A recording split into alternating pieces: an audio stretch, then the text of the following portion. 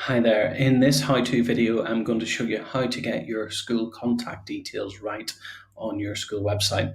The first thing that you need to do, if you haven't already done so, is to download our school website requirements guide, which is available from our website at studio.com. Now, the first thing to notice about your school contact details is that this is the first area and the first requirement that you will see on the requirements guide. So if we scroll down, we can have a look here.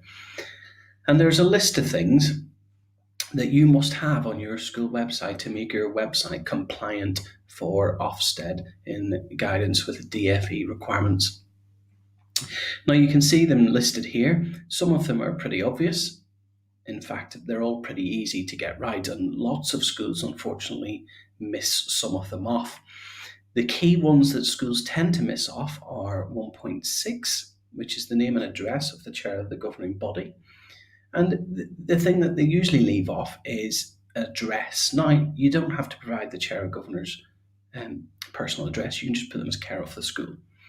The other one is 1.7, as I've already mentioned, and it's the details of the SENCO. So again, this is if you're a mainstream school, just make sure that you publish the name and an email address for your school SENCO. The one that sometimes happens and sometimes doesn't happen is 1.4, which is the name of the member of staff who deals with queries from parents and other members of the public. This is usually somebody who's going to be in the school office, so it's just good practice. Pop their name on the website, on the contact page, so that people know who they're needing to speak to in the first instance. Now, I'm going to let you have a quick look at two of our schools that have got a really good Contact Us page. The first one is Walmsley, and you will see that there sits in the menu item, and you can see that their details are all right on their website. So they've got the head, the deputy, who you speak to in the office, school business manager, chair of governors. They've put an email address there, care of the office.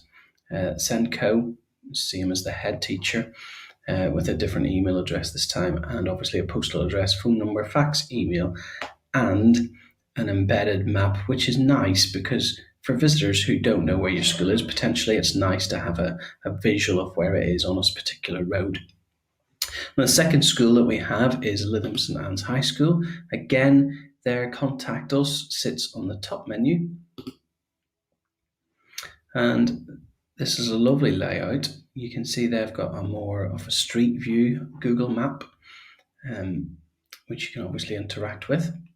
And again, you can see the various details here. So they've got the address, telephone numbers, pupil absence, staff absence line, and the relevant details there for various members of staff.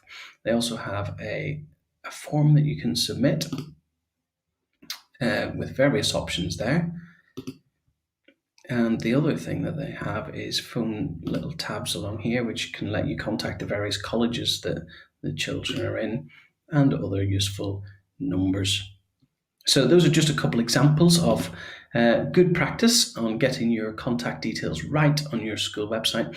If you want to go into this in further detail, then please download the guide that I've already mentioned, and you'll be able to subscribe to my webinar, which I do every month, which goes into a little bit more detail.